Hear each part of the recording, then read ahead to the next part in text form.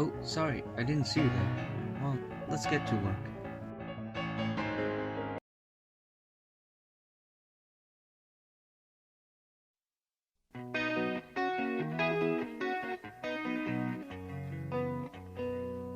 Hello and welcome to the second episode of the mini-series. Today we're going to take a look at a selection of hints for Warach. This was a pamphlet written by Gandhi. He's basically regarded as a living saint, though I'm sure there are some questionable things that he's done or said.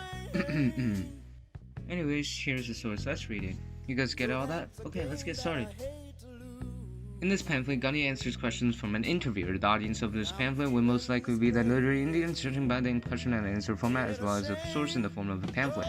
Gandhi most likely wanted to spread his beliefs about the immorality and danger of Western beliefs to as many Indians as possible, since this was during the British Raj. In the first source, Gandhi first argued against the English way of life. He believed that civilization is not just the advancement of technologies or mere manufactured clothing. Despite all these advancements, nothing has changed. People still exploited one another, although now it's within the confines of a capitalistic society. The endless and hopeless factory jobs, the burning of body and souls. You know what I'm talking about. Gandhi argued that the Western civilizations are turning away from God. Instead of a religiously dominated country, Britain is more driven by capital and money. This is a path towards destruction. Without a strong purpose and goal provided by religion, the British are only puppets controlled by their materialistic desires. This Gandhi warns is what India will become if India completely accepts Western ideologies and follows their steps. The growth of jobs like doctors, lawyers, and the construction of railroads are the most damaging to India since they bring less aspects of Western ideologies to them. This was interesting since Gandhi himself was originally a lawyer. He was criticized for this as well by the people like Churchill, who I must say absolutely hated Gandhi. In an address to the Council of the West Annex Unionists Association, Churchill said the following words: "It is alarming and also nauseating to see Mr. Gandhi, an Indian temple loyal, now become a seditious fakir of a type well known in the East, striding half-naked up the steps of the Visceral Gaud Palace, while he is still organizing and conducting a defiant campaign of civil disobedience to parley on equal terms with the representatives of the King Emperor." I don't know, I think I still have to work on my Churchill accent a bit. I need to chew more cigars and sound more like I just had a stroke. Anyways, Gandhi no doubt had a lot of opposition from people, especially from the British government. There's an argument about railways, however, that I want to talk about. Gandhi says that the railways, too, have spread the bubonic plague. They're the carriers of plague germs because, owing to the facilities of a means of locomotion, people become careless and so the pressure of famine increases. Looking back on this argument today, it seems very ridiculous to argue against the greatness of railroads. Railroads are a symbol of industrialism and their civilizations. They symbolize man's technological ferociousness and the greatness of man. However, Gandhi's argument does make sense. Railroads do increase the flow of people from places to places and can contribute to the spread of diseases and germs. They can also contribute to famines because of the stated reasons. This argument can also be justified by context. Unlike Britain, India is not at all an industrial nation. Britain tried their hardest to prevent India from developing their own factories and technologies. Thus, not a lot of Indians were able to use the railroads, perhaps even not have known about it at all.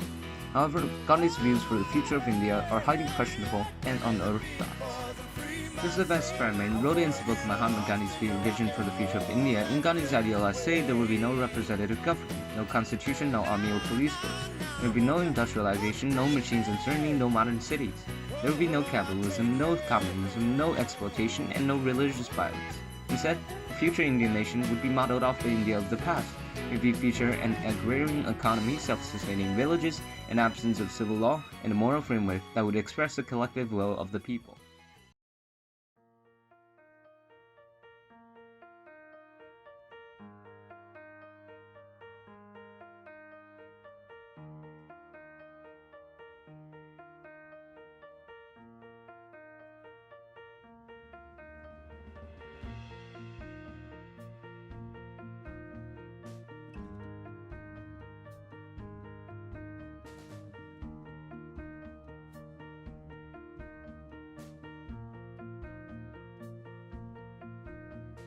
Unfortunately, this will never work in this competitive and rapidly changing world.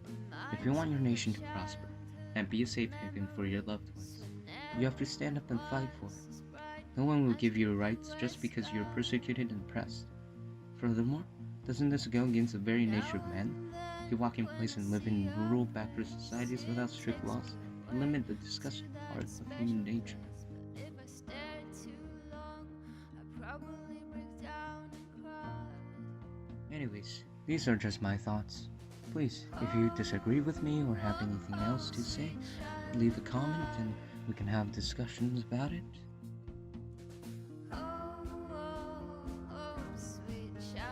Today we took a look at a selection of the Hinswara and learned very briefly about Gandhi's ideologies and such. We analyzed the source and generated an argument against it.